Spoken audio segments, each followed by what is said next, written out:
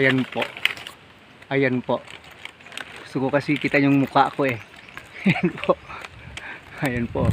Nangitlog talaga dito. Yung manok sa napakataas na bahagi ng mangga. Grabe oh. Ito yung kanyang itlog mga ka-agri.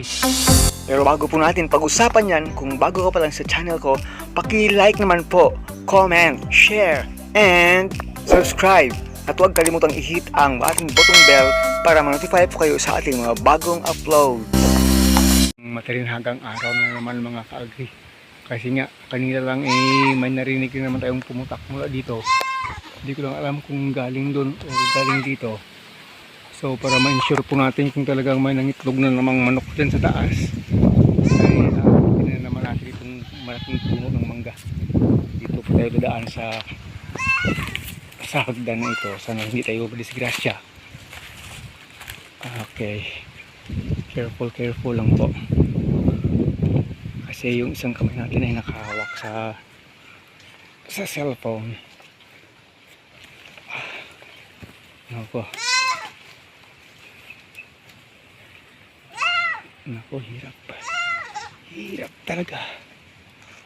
Ano kaya maganda? We will see. Pasensya na po kayo sa video natin. Kasi nga, umaakit tayo dito sa taas ng mangga na to. Ay. Wala naman dito. Kasi dito dati may nangitlog. Saka yung ano po natin, ayaw nating maputol yung video. So yun, tama ba yan? Hirap na. Saan ba ako dadaan? Sandali.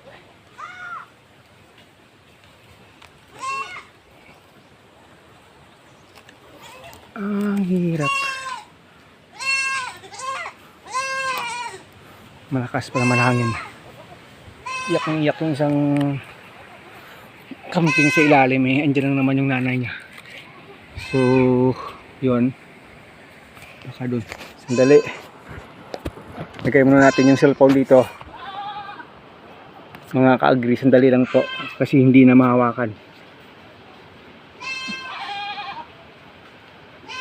So yun, nandito na tayo. Oh, laki kasi ng puno ng manggang ito. Oh, eh, baka gusto niyo makita yung sitwasyon ko. We will see. Parang dito kasi dati may nangitlog dyan. Dyan po. Tingnan ko lang uli. Ang hirap lang kasi. Hawak ka pa ng cellphone. Malakas yung hangin.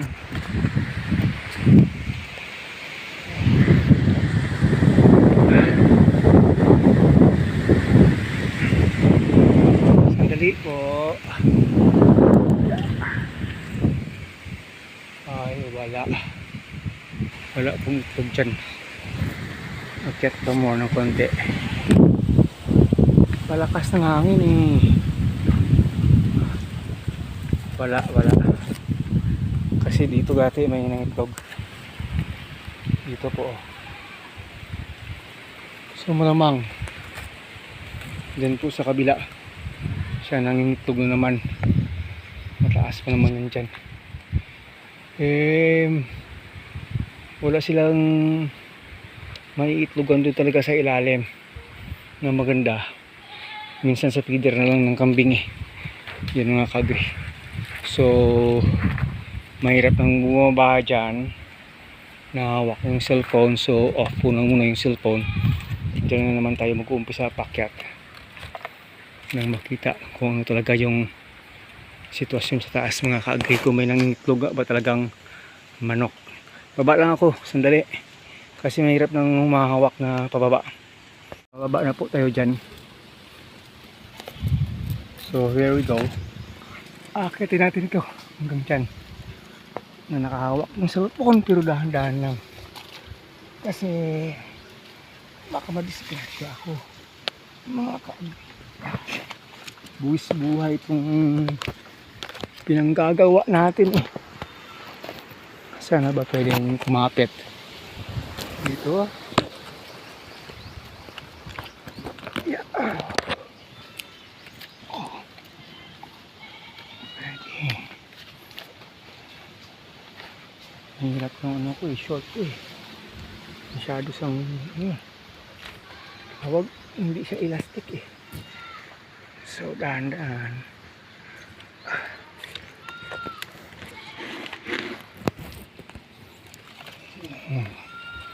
Talagang meron nata ano. Dito na tayo. Nako. Dito lang oh. Talaga. Dito lang oh. Ito. Itong itlog. Kasi po dati hindi yan dito. Diyan dati eh. Diyan dati may nangingitlog. Ngayon dito na naman. Grabe itong manok. Ang galing maghanap ng lugar. Kasi po dati dyan po sa taas eh. Talagang ano niya eh. Napasisiyo eh. Pero ito dito oh, grabe oh. Napakataas na yan dito. Nakakas pa yung hangin. Talaga nga dito mga ka-agree. Ito po yung tanim, tawag sa amin ay lukot-lukot. Ano ito, parang parasite na rin sa mga kahoy ito. Pagpalaging may mga ganito sa kahoy, lalo na sa mangga, nagkakasakit yung sanga ng mangga. Kaya sa mga nag-i-spray ng mangga, kinukuha ito para hindi mamatay. So yun nga po, confirm mayroong itlog dito. Ito na yung itlog mga kaagi. Hindi nga tayo na tawag na bigo sa ating hunch na mayroon talagang itlog na manok dito. Napakataas na po nito eh. Above the world na tayo dito sa mataas na bahagi na ng mangga mga ka-agree. So yun, dati dyan lang sa mababa eh. Dyan lang po talaga sa ilalim na yan oh. Dyan oh. Dyan lang dati ng itlog. Mga 10 feet lang ito, mga nasa 40 feet na ito. 40 feet. Mula po dyan sa ilalim. Mataas na po itong area ng mangga. Pero dito siyang nangitlog talaga. So yun mga ka-agree, naakit natin dito. Ito yung sitwasyon natin dito. Talaga. At nakita natin dito talaga may nangitlog na manok. Ayan po. Ayan po. Gusto ko kasi kita yung mukha ko eh. Ayan po. Ayan po. Nangitlog talaga dito. Yung manok sa napakataas na bahagi ng mangga. Grabe oh. 7 yung kanyang itlog mga ka-agree. 7. Ayan po. Sana po ay kitang-kita ninyo yung sitwasyon dito. Ito po talaga oh. Ayan po oh. Mayroon siyang 7 eggs dito. Siguro ay gagawin pang more than 10 ito. Baka bago malimiman. Oh, baka mamaya akit na naman yan dito. So sige po, sandali. So yun po. At hanggang dito na lang muna itong ating video. Tumpak. Confirm na kapag itlog talaga yung dito namin. Hanggang sa muli, Agritechnics TV po. Bye bye na. Ang ganda pala dito sa taas ng mangga eh. Puro na lang green makikita mo sa ilalim. Puro na lang talaga green. Wow, dyan po yung aming kubo sa ilalim. May mga ano doon. May mga kambing-kambing doon. Dito kay Ma'am Cheryl sa kabila. Yan po. Doon yung aking motor sa ilalim. Nakapark lang. Wow, sarap ang hangin dito. Bye bye. Oh, talaga.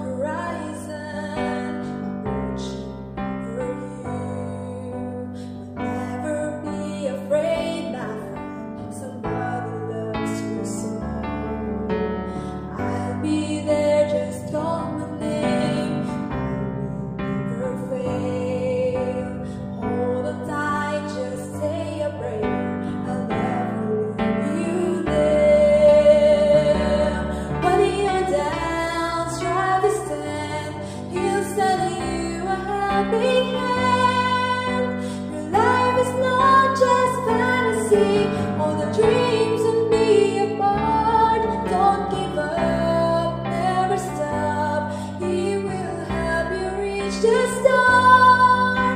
Though maybe you don't understand all the dreams and trust His heart. Hold the dreams and never let it go away. The very thing to you I can say. Dust yourself from falling, just go on, and you will see. You and me together, all the dreams forever. When your doubts try to stand, He'll send you a helping hand. Your life is not just fantasy.